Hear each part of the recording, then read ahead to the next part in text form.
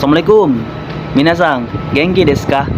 Ya, jadi kembali lagi di channel Agum 20. Ya, akhir-akhir ini sudah mulai jarang buat konten dan sekarang baru buat lagi.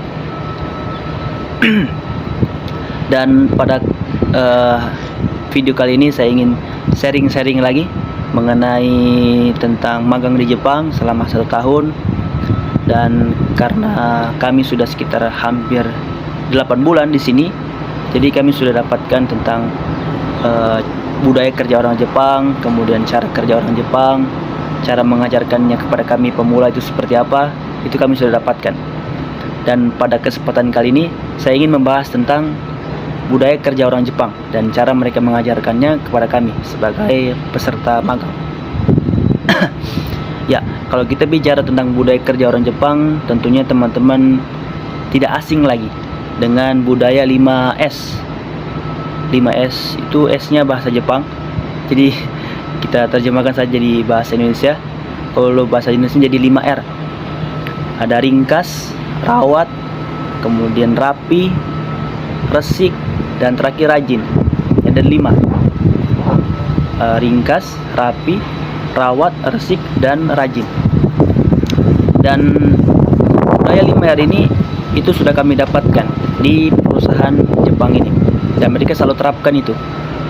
Dan tentunya kalau kita bekerja di perusahaan yang menerapkan budaya 5R tadi ini, pasti kita akan dibawa tekanan. Tentunya pasti akan ada tekanan yang dirasakan.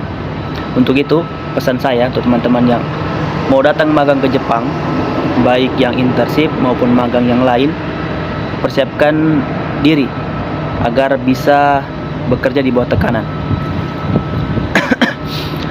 Dan mungkin saya juga tidak perlu jelaskan mengenai 5R tadi tentang budaya kerja orang Jepang. Nanti teman-teman bisa searching di Google atau YouTube mengenai tentang penjelasan mengenai ringkas, rawat, resik, rajin, rapi. Itu bisa teman-teman searching di Google agar lebih detail dia punya penjelasan. Kemudian cara kerja orang Jepang dan cara mereka mengajarkannya kepada kami. Jadi sedikit saya cerita juga. Awal kami datang di perusahaan Jepang ini, jadi di hari pertama itu kami dijelaskan mengenai tentang biografi perusahaan dan juga produk apa yang dibuat oleh perusahaan tersebut.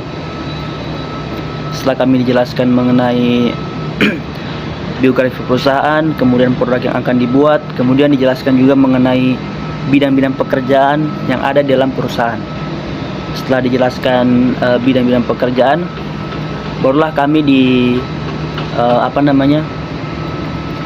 dijelaskan tempat pekerjaan yang akan kami jalankan, di bidang apa tempat yang akan kami jalankan, yang akan kami kerjakan.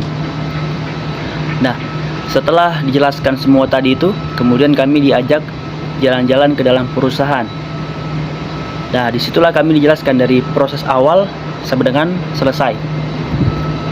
Dimulai dari awal dijelaskan tentang bidang pekerjaan ini yang dilakukan, kemudian mesin apa yang digunakan dalam bidang pekerjaan ini. Itu dijelaskan semua dari proses awal sampai dengan selesai. Kemudian setelah kami dijelaskan mengenai bidang-bidang pekerjaan yang ada di perusahaan dan dilihatkan juga, barulah kami dijelaskan secara spesifik tentang bidang pekerjaan yang akan kami jalankan. Jadi di situ sudah dijelaskan dari cara memasukkan bahan bakunya seperti apa, kemudian apa-apa saja yang perlu diperhatikan ketika memasukkan bahan baku, kemudian dijelaskan juga mengenai cara pengoperasian mesin seperti apa, dan apa batasan-batasan yang harus dilakukan agar pengoperasian mesin itu tetap stabil. Itu kami dijelaskan di hari pertama. Kemudian di hari kedua barulah tugas kami sebagai peserta magang itu membantu karyawan lain yang ada di dalam perusahaan tersebut, yang ada dalam bidang pekerjaan. Jadi di satu bidang pekerjaan itu ada beberapa karyawan yang bekerja. Jadi di hari kedua itu kami hanya membantu mereka masukkan bahan baku dan lain-lain. Di hari kedua. Kemudian di hari ketiga barulah kami mempraktekkan cara kerja mesinnya. Jadi kami disuruh praktekkan cara pengoperasian mesinnya seperti apa. Kemudian setelah dianggap bisa, di hari ketiga, keempat dan seterusnya itu barulah kami dipercayakan untuk mengoperasikan mesin secara penuh untuk bidang pekerjaan yang kami jalankan. Nah, karena kami magangnya di sini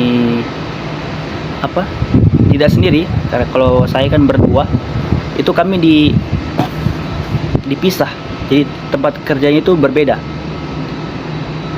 Di tempatnya berbeda. Kemudian setelah beberapa bulan barulah kami ditukar bidang pekerjaannya agar semua merasakan pekerjaan, karena memang kami peserta magang datang kembali tujuannya untuk belajar.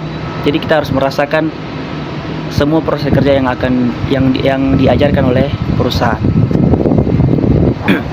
Dan kabar baiknya, kalau misalnya kita punya kemampuan bahasa Jepang mumpuni, lebih bagus, maka kita akan diajarkan mesin yang lain. Ya, jadi kalau kita dianggap bisa memahami apa yang mereka jelaskan, kita akan pindah tempat pekerjaan yang lain. Kalau kami kan sudah sekitar 8 bulan. Jadi kami di sini sudah sekitar 4 bidang tempat kerja yang kami sudah praktekkan. Karena dianggap lumayan bisa, jadi kami dipercayakan untuk mengoperasikan mesin yang lain. Kemudian apalagi ya? Oke, itu saja barangkali. Jadi begitu cara mengajar mereka kepada kami sebagai peserta magang, dan lebih dan kurangnya saya mohon maaf ya kalau misalnya ada salah-salah kata dan sebagainya macam. Kemudian kalau misalnya ada yang mau ditanyakan lagi atau ada yang mau di-sharing, nanti bisa tulis di kolom komentar. Oke, itu saja barangkali. Wassalamualaikum warahmatullahi wabarakatuh.